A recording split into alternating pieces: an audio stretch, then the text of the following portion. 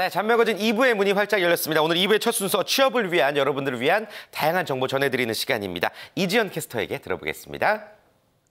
안녕하세요. 이지연입니다. 이 취업시장에서 정보력, 곧 힘이라고 할 수 있는데요. 우리 구직자 여러분들 위해서요. 유용하고 쓸만한 취업시장의 정보들 모아서 알려드리는 시간입니다. 오늘 첫 번째 소식으로는요. 채용 박람회 소식을 준비해봤는데요. 먼저 첫 번째 소식, 인천 지역, 이 수도권 지역에 계신 분들을 위한 소식 될 것 같습니다. KB국민은행이 주최하고 인천광역시가 또 참여하는 2015 KB 굿잡 우수기업 취업 박람회가 인천 송도에서 개최가 됩니다. 일시는요, 다음 주 화요일과 수요일이죠. 11월 17일과 18일 양일 동안 오전 10시에서 오후 5시까지 송도 컨벤션 전시장 1홀과 2홀에서 개최가 되는데요. 인천과 수도권에 소재하는 우수기업 150개사가 참여하는 만큼 우리 구직자 여러분들께 좋은 기회가 될 수 있겠죠. 이번 취업 박람회 프로그램은 아주 알차게 꾸며져 있는데요. 채용관과 멘토링관 등 총 9개의 행사관으로 구성돼 있으니까요. 행사관별로 모두 방문해 보셔도 좋을 것 같습니다. 또 참가비는 무료로 진행되고 있으니까 많은 분들 참여해 보시고요. 현장에서 기업의 면접 제의를 받을 수도 있는 만큼 미리 사전에 등록도 하시고요. 꼼꼼하고 철저하게 준비해 가시면 좋을 것 같습니다. 좀 더 궁금한 사항, 문의사항 있으시다면요. 현재 보고 계시는 웹사이트 방문해 보시면 되겠습니다. 네, 계속해서 두 번째 소식, 공모전 소식으로 준비를 해봤는데요. 국토교통부에서는요, 행복주택 첫 입주를 계기로 행복주택에 대한 국민의 관심도와 또 호감도를 높이기 위해서 행복주택 홍보 콘텐츠 공모전을 실시를 합니다. 11월 20일 금요일까지 공모 접수 기간 나와 있으니까 기간 잘 참고를 해주시고요. 공모 분야를 보시면요. 행복주택 관련 웹툰과 포토툰 그리고 UCC까지 3개 분야로 나뉘어서 접수를 받고 있습니다. 행복주택에 관심이 많은 대한민국 국민이라면 누구나 지원 가능하니까요. 해보시면 좋겠고요. 또 접수는 국토교통부 홈페이지 및 공모전 웹사이트를 통해서 그리고 이메일을 통해서도 모두 가능합니다. 이번 공모전에서는 10개의 작품을 선정해서 총 1,050만 원의 상금 혜택까지 주어지니까요. 이 혜택들도 잘 챙겨가시면 좋겠죠. 좀 더 궁금한 사항 있으시다면요. 공모전의 사무국 070-7843-9863번으로 전화 문의하실 수 있습니다. 네, 세 번째 소식은요. 공모전 소식인데요. 이번에는 만화에 관심 있는 분들께 좀 유용한 소식 될 것 같습니다. 제주도에서 유네스코 3관왕 제주 만화와 캐릭터 공모전을 진행을 하는데요. 이번 공모전은요. 전국 청소년 대상 만화 공모전과 유네스코 3관왕 제주 캐릭터 공모전으로 나뉩니다. 만화 같은 경우에는요, 전국의 초중 고등학교 학생 및 해당 연령대의 청소년으로 대상을 제한하고 있고요. 하지만 캐릭터 부문의 경우에는 응모 자격 제한 없이 누구나 응모해 보실 수 있습니다. 공모 접수 기간은요, 2015년 11월 18일 수요일까지 지원받고 있으니까 참고해 주시고요. 응모 주제는요, 제주도 생물권 보전 지역과 제주도 세계 자연유산, 제주도 세계 지질공원 대표 명소 등 유네스코 3관왕 제주를 소개하는 내용이나 캐릭터라면 모든 공모 가능하니까요. 참고해 주시면 좋겠습니다. 만화 좋아하시는 분들이라면 꼭 도전해 보시기 바라겠고요. 공모전에 관한 자세한 내용은요, 현재 보고 계시는 전화번호 참고하시면 좋겠습니다. 네, 이렇게 공모전과 채용 박람회 소식까지 3가지 소식을 살펴봤는데요. 이번에는요, 취업에 도움이 될 만한 책 한 권 소개해드리도록 하겠습니다. 지금 만나보시죠. 이 책을 소개합니다. 기업 CEO에서 진로, 취업 전문 교수까지 노경한 커리어 전문가가 알려주는 핫한 진로 지침서입니다. 내 삶의 방향을 찾고 싶은 취준생에게 추천하는 책 핫팁은 81가지 미래 설계 방법을 제시하고 있습니다. 이 책은 흥미로운 사례를 통해 이해하기 쉽도록 구성했고 읽다 보면 저절로 자신감이 생기는 책입니다. 기존의 취업 서적과는 다르게 소설인 듯 수필인 듯 자연스럽게 써내려간 취업 참고서. 핫팁은 진로 설정부터 취업 준비, 과정까지 취업을 통한 인생 지침서입니다. 핫팁을 통해선 나를 먼저 알게 되고 내가 살아갈 세상을 알게 됩니다. 그래서 미래를 준비할 수도 있죠. 독자들이 평을 하고 독자들이 추천하는 책, 남이 보지 못하는 삶의 지침서. 미래 설계를 위한 비법, 바로 이 책에 있습니다.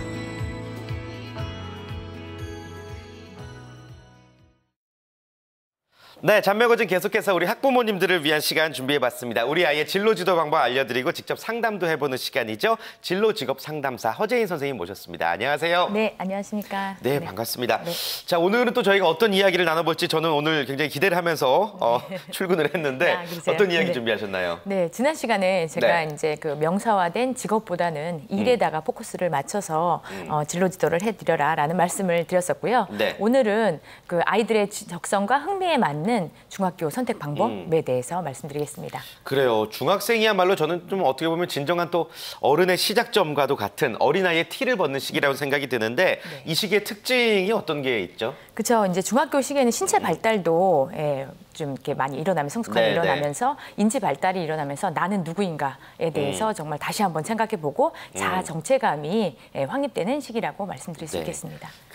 이렇게 농담삼아 중2병이라고 그러는데 이제 사춘기 한창 질풍노도의 시기, 반항의 시기이기 때문에 또 좀 많이들 힘들어하는 부모님들 입장에서는 그런 시기인데 그게 이제 결국에는 자아를 쫓아가는 과정이기 때문에 그런 거죠. 네, 그렇죠. 그러니까 몸은 막 어른이 되어 가고 있는데 아직은 정신이나 이런 쪽에서는 못 따라가는 거죠. 그러다 보니까 몸하고 정신 세계랑 아직 좀 조화를 이루지 못하는 시기여서 그래서 중2병에 대한 얘기도 나오는 것 같습니다. 그때가 사실은 근데 거의 진로가 거의 절반은 나오죠, 중학교 때. 그렇죠. 그리고 지금 요즘에 최근에는 특성화 중학교라든지 이런 것들이 많이 나오면서 자신의 진로나 적성을 거의 반 이상 선택한다고 하는 시기라고 해도 과언이 아니죠. 네, 또 고등학교 진학의 방향을 결정하는 아주 중요한 시기라고 생각이 들고요. 현실적으로는 내가 진로를 선택하는 게 아니라 좀 성적에 맞춰서 가게 되는 경우가 많잖아요. 그렇죠. 우리 그 학교의 현실이 많이 바뀌었다고는 하지만 그래도 아직까지 공부 잘하는 친구들은 인문계 고등학교, 좀 성적이 안 되거나 조금 이제 부족한 친구들은 뭐 전문계 고등학교, 실업계라고 하죠. 그런 쪽으로 해서 아이들의 적성이나 흥미랑 상관없이 성적 위주로 해서 분류하는 경향이 아직까지도 남아있죠. 그래요. 저 지금은 어떨런지 모르겠는데 제가 이제 중학교 3학년 때 너무너무 충격적이었던 게 그 어떤 그 학교 주임 선생님께서 전 교생을 중학교 3학년 학생들을 모아두고 인문계는 이쪽으로 와. 그리고 실업계 갈 사람들은 저쪽으로 가. 근데 그 학생들 서로의 표정이 너무 안 좋았거든요. 그렇죠. 그러니까 그렇게 성적으로 딱 나눠서 그렇게 가야 되는 현실도 참 안타깝다는 생각도 들고. 맞습니다. 이제 고등학교 때까지 초등학교 때부터 고등학교 때까지 어디로 갈지 이제 결정이 되고 그런 과정들 속에서 중학교의 종류가 요즘에 좀 다양해졌다고요. 네, 맞습니다. 그래서 이제 중학교부터 우리 아이가 이제 초등학교 때부터 어머님들이 잘 관찰하셨다가 내 아이에 맞는 중학교부터 자신의 진로를 먼저 찾아가는 방법들이 있는데요. 먼저 이제 그 우리나라에 있는 중학교 종류를 좀 알아보면요. 첫 번째 국제계열 특성화 중학교라고 해서 국제중학교, 우리가 일반적으로 말하는 국제중학교 같은 학교가 있고요. 그다음에 예술계열에 특성화되어 있는 예술중학교, 그다음에 체육계열에 이제 체육중학교도 있고요. 그다음에 이제 뭐 대안학교라고 해서 일반 교육과정하고는 좀 틀리게 진행되는 그런 대안학교가 있습니다. 네, 좋습니다. 자, 그렇다면 중학교 진학을 앞둔 학부모님들을 위해서 하나씩 한번 살펴보도록 하겠습니다. 자, 먼저 국제중학교. 굉장히 공부 잘하는 학생들이 가는 거예요? 어때요? 그렇죠. 이제 학업에도 좀 이제 좀 자신의 능력을 좀 발휘하고 그다음에 이 국제중학교의 설립 목적은요. 글로벌 인재를 양성한다는 취지하에 있기 때문에요. 일단 좀 외국인 학교 같은 경우에는 외국 국적이나 외국 체류를 입학 조건으로 하는 경우가 좀 있는데요. 국제중학교는 서류 심사나 추첨을 통해서 선발을 하기 때문에 그래도 우리들한테 좀 폭넓게 넓혀 있다고 생각할 수 있습니다. 그리고 이제 국제중학교로 입학하는 친구들은 대부분 외국으로 대학을 진학한다든지 해외 유학을 통해서 공부하려고 하는 친구들이 좀 많기 때문에 뭐 중학교부터 국제중학교를 진학을 하게 된다면 훨씬 많은 도움을 받을 수 있겠죠. 좀 외국에서 좀 더 큰 물에서 공부를 하고자 하는 학생들을 위해서 이제 선택할 수 있는 학교입니다. 좀 아직까지는 부모님들의 어떤 선택의 개입의 여지가 조금 더 많은 그런 생각도 들긴 하고요. 예체능 학교도 한번 살펴보죠. 뭐 예중, 저 초등학교 때 예중 가는 학생들이 그렇게 예뻤었는데 예중 그리고 체육중학교는 어떤 학생들이 가면 좋을까요? 예술중학교 같은 경우에는요. 보통 친구들이 이제 처음에는 미술이랑 음악이랑 그다음에 무용 쪽 해서 이제 구분이 되어 있는데요. 대부분 친구들이 한 2년 정도 준비를 해요. 근데 초등학교 때 저학년 때는 그냥 뭐 흥미 위주로 해서 학원 다니면서 조금 이제 하다가 선생님들이 한번 전공을 시켜보시면 어떻겠냐라고 제안을 좀 받으신다든지 조금 시켜봤는데 얘가 다른 애들보다 단계가 좀 빨리 진행이 된다든지 하면서 이제 소질을 보이면 그러면 이제 전공 집중적으로 공부를 시작을 하게 되죠. 근데 대부분 이 예술중학교 같은 경우에는요. 미술은 거의 한 2년, 1년, 예, 평균 한 2년 정도 준비하는 친구들이 많은 것 같아요. 좀 재능이 좀 많은 친구들은 한 5학년 말부터 1년 동안 집중적으로 해서 이제 그 국수사과영 해서 과목 필기 시험을 보고요. 그다음에 이제 자신한테 맞는 실기 시험이 진행되는 형태로 되어 있고요. 성악 같은 경우는 조금 특이하게 자신이 몸이 악기잖아요. 예, 몸이 악기다 보니까 좀 늦게 발견을 해도 어떤 친구의 경우는 한 6개월 만에 합격한 친구들도 있더라고요. 예, 그러니까 악기나 미술 같은 경우는 조금 시간이 오래 걸리는 거에 비해서 성악 같은 경우에는 재질이나 이제 능력이 있으면은 바로 6개월 만에도 좀 소질을 발견해서 입학하는 친구들도 봤습니다. 예. 네, 좋습니다. 그리고 이제 뭐 체육중학교 같은 네. 경우에는 대부분 그 지역의 소재에 있는 그 졸업 대상자, 초등학교 졸업 대상자를 해서요. 시도 단위 이상의 대회에서 해당 종목 3위 이내에 입상한 성적이 있는 친구들은 특별 전형으로 하고요. 그다음에 체격이나 체력이 우수한 친구들은 그 초등학교 그 학교장의 추천을 받아가고 일반 전형으로 진행을 하는 형태로 되고 있습니다. 네. 대부분 학교별로 해서 많이 그 서울 지역에 있고 경기 지역, 광역시 위주로 해서 큰 서울시, 뭐 경기도, 광주, 부산 하는 형태로 해서 체육중학교가 다 지금 있기 때문에요. 알아보시고 각 지역에 맞는 우리 아이가 체육에 소질이 있다라고 하면 지원해 보시는 것도 나쁘지 않을 것 같습니다. 자, 그리고 끝으로 설명해 주신 게 대한중학교였어요. 네네. 대한학교라고 흔히 표현하는 거죠? 네네네, 맞습니다. 예. 대한학교 같은 경우에는요, 좀 이제 나눌 수가 있는 게 도시형이 있고 이제 전원형이 있어요.